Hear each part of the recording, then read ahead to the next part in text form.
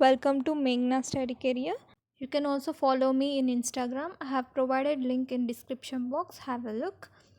Let's get started with May 22nd current affairs. Firstly, every year on May 21st, India observes National Anti-Terrorism Day. The day is observed to mark the death anniversary of former Prime Minister Rajiv Gandhi. Rajiv Gandhi was the sixth Prime Minister of India. He served as the Prime Minister of the country between 1984 and 1989. National Anti-Terrorism Day is marked to raise awareness about terrorism and its impact on human society. The day also spreads the message of peace and humanity. Next.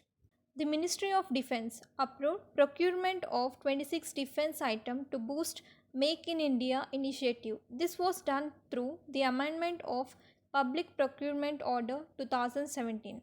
The Ministry of Defence has so far notified 127 items under which the local suppliers will be given preference. Of these 127 items, these 26 items are more important. Some of the items are oil pumps, doors, high temperature gases, etc.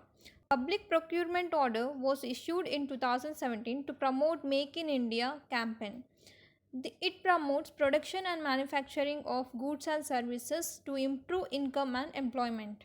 Next. The Northeast model of COVID-19 has been a huge success. The model in effect has helped declare 5 states in the region COVID-19 free. This includes Meghalaya, Arunachal Pradesh, Mizoram, Sikkim and Nagaland. Tripura has been increased number of COVID-19 cases, especially among Central Armed Police Force. Assam, being the biggest state in the region, has contained the disease in local clusters. The Lifeline Udhan scheme was launched to provide essential commodities and medical cargo. The scheme supplied personal protective equipment, gloves and face masks. Next, India has recently increased its patrolling in the line of actual control. This in turn increased blustering of Chinese troops in the Aksai Chin region. Since May 2020, India has been entering China-occupied region. India has recently constructed defense facilities across the border in the Galwan Valley region. On May 5, 2020, Indian and Chinese army clashed in the Pangong Lake area in Ladakh. These incidents have led to the increased army presence of both the countries in the border. The Indian patrolling along the border is being called illegal. This is mainly because according to 2013 Border Defense Cooperation Agreement that was signed by India and China, patrol shall not be allowed on other sites where there is no common understanding. Next, the major exploration by the Oil India Limited beneath the Dibru-Saikhowa National Park of Assam received environmental clearances.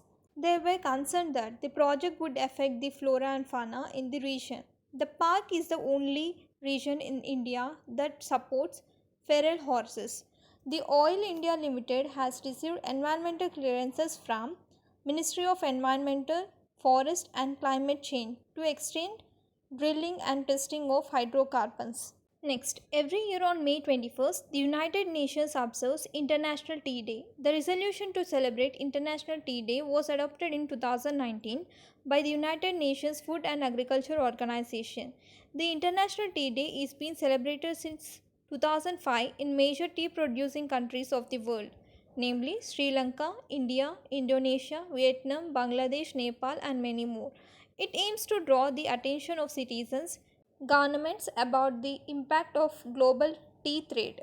India is the second largest tea producing country after China. Also, India is the largest consumer of tea in the world.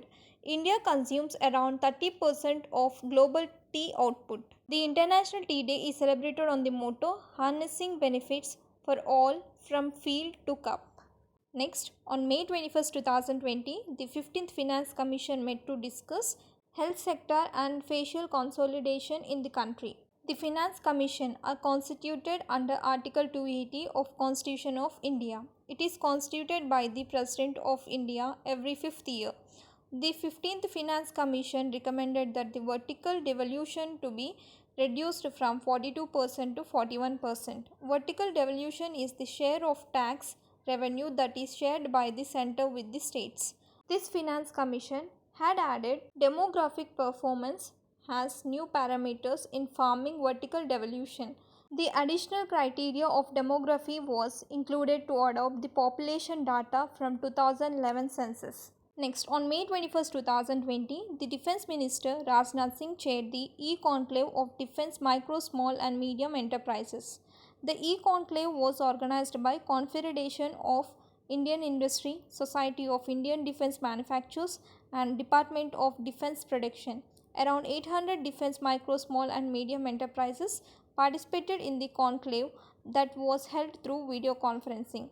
The Government of India recently announced that the defense sector will focus on indigenization of raw materials to boost its defense production. Next, on May 21st, 2020, the Government of India announced that around 6.8 crores free cylinders have been distributed under Pradhan Mantri Ujjwala Yojana. The scheme was launched in December 16, 2016 under Ministry of Finance. The scheme was valid till March 31st, 2017.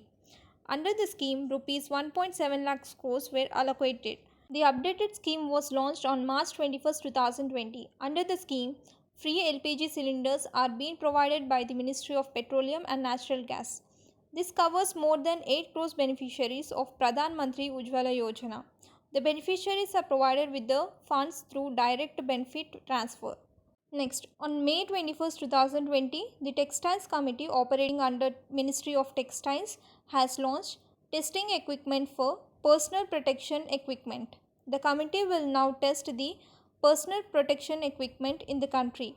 The equipment is called synthetic blood penetrating testing equipment. Textile Committee was established in 1963 to ensure quality of textiles.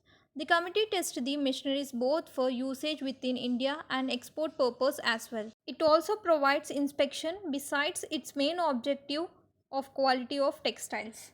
Next, the Khadi and Village Industry Commission explored the possible option of exporting silk and cotton face masks to foreign countries. This is being done to promote vocal for local that was initiated under Atmanirbhar Bharat Abhiyan. So far, the KVIC has received 8 lakhs orders of masks and had supplied 6 lakhs during lockdown period. The export of Khadi masks will help to increase production and ultimately boost employment.